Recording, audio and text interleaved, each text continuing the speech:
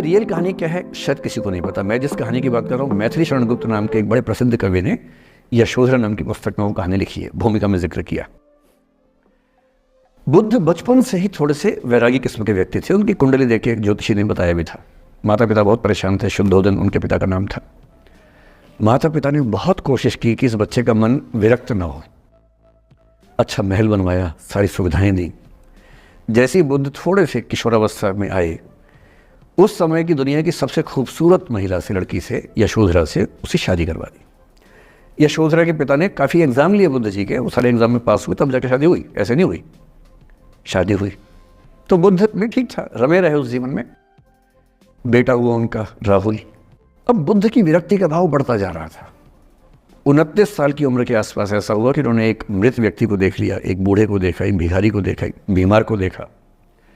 विरक्त हो गए और उनका मन हुआ घर छोड़ दूं, ज्ञान की खोज में चला जाऊं।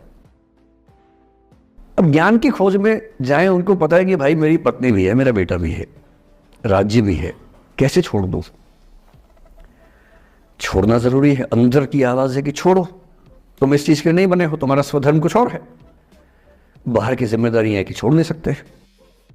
मैं अनुमान करता हूं कि बुद्ध ने शायद अपने पिताजी से कहा हो कभी कि पिताजी मैं बहुत परेशान हूं, छोड़ना चाहता हूं। तो पिता ने समझा बुझा के मना किया होगा कि बेटा शोभा नहीं देता, ऐसा मत करो।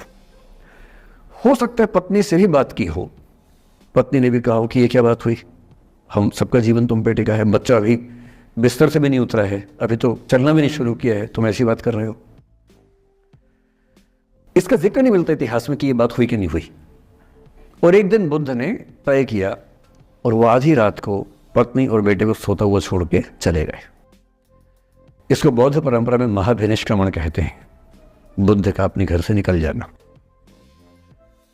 अब बुद्ध चले गए, लेकिन मैथिली शरण गुप्त यशोधरा के पर्सपेक्टिव से बुद्ध को देख रहे हैं। यशोधरा बहुत परेशान है, भाई पति चला गया है, बच्चे का पिता चला गया, मजाक थोड़ा है। राजा परेशान है कि उनका उत्तराधिकारी चला गया है। यशोधरा इतनी परेशान है, बहुत लंबे समय तक छंद आते रहते हैं कि वो कितनी बेचैन है, कितनी परेशान है। लेकिन यशोधरा की सबसे बड़ी परेशानी इस बात से नहीं कि बुद्ध चले गए, इस बात से है कि बिना बताए चले गए, भरोसा नहीं किया। और वो अपनी सहेली से कहती है, सिद्धि हेतु स्वामी गए, यह गौरव की बात। मुझे गर्व है कि मेरा पति इतने महान काम के लिए गया है। सिद्धि हेतु स्वामी गए, यह गौरव की बात, पर चोरी चोरी गए, यही बड़ा व्याघात। सखी वो मुझसे कहकर जाते, कह तो क्या वो मुझको अपनी पथ बाधा ही पाते, क्या मैं रास्ता रोकती उनका? उसके मन में ये मलाल है कि बिना बताए चले गए। वो इस भाव को लेट गो नहीं कर पा रही है, परेशान है। फिर बुद्ध को ज्ञान मिला। 6 साल की तपस्या के बाद बोधगया में बोधि वृक्ष के नीचे ज्ञान मिला। बात फैल गई। जो 5 शिष्य बुद्ध को छोड़ के भाग गए थे उनके बुरे वक्त में, उन्हीं 5 को बुद्ध ने सबसे पहले ज्ञान दिया सारनाथ में, जिसको धर्म चक्रवर्तन कहते हैं। बुद्ध की ख्याति बढ़ने लगी। शुद्धोधन ने बुद्ध के पास, अपने बेटे के पास कई लोगों को भेजा ये कहने के लिए कि भाई यहां भी तो आओ, हमसे भी तो मिलो। बुद्ध का ऐसा प्रताप था कि जो उनके पास जाता वो बुद्धम शरणम गच्छामि हो जाता, वापस ही नहीं आता। तो फिर शुद्धोधन ने बुद्ध के बचपन के एक दोस्त को ये कह के भेजा, भैया मैं जानता हूं तुम वापस नहीं आओगे, पर प्रभावित होने से पहले बोल देना कि पापा याद कर रहे थे।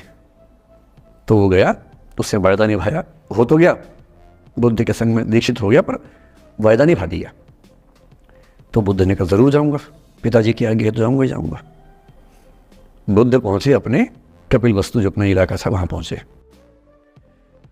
पूरे कपिल वस्तु में, नेपाल सिद्धार्थ नगर से नेपाल जाएंगे तो नेपाल बॉर्डर पे कपिल वस्तु है। मैं देखने गया था वो जगह जहां बुद्ध पैदा हुए थे, बड़ा सुंदर स्थान है, आप भी जाके देखेंगे अभी।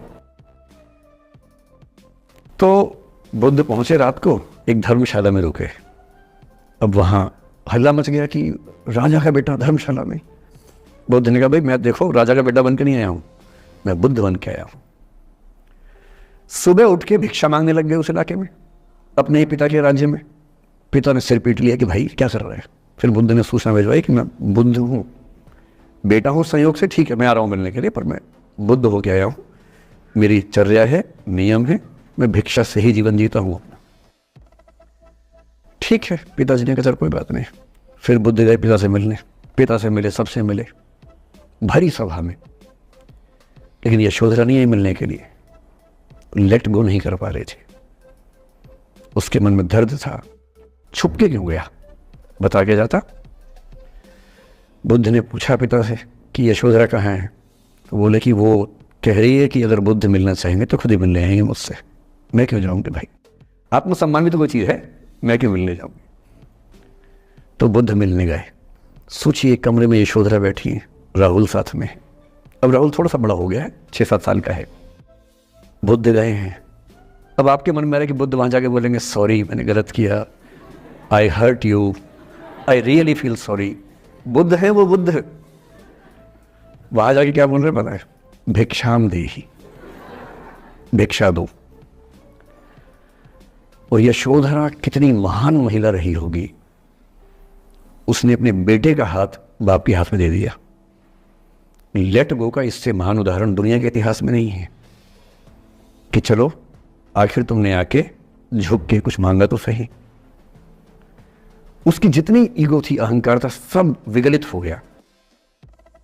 और जो औरत परेशान थी कि मुझसे बिना बताया गया, उसने अपने बेटे को दे दिया कि इसको लेके जाओ, क्योंकि मैं जानती हूं कि तुम महान काम कर रहे हो, और तुम महान काम कर रहे हो तो मैं क्यों बीच में आऊंगी भाई। मेरा पति महान काम कर रहा है तो मुझे खुशी होनी चाहिए, और तुम्हारी उस खुशी में मैं क्यों पीछे हटूं। बस मुझे भरोसे में लेके जाते तो और खुश होती।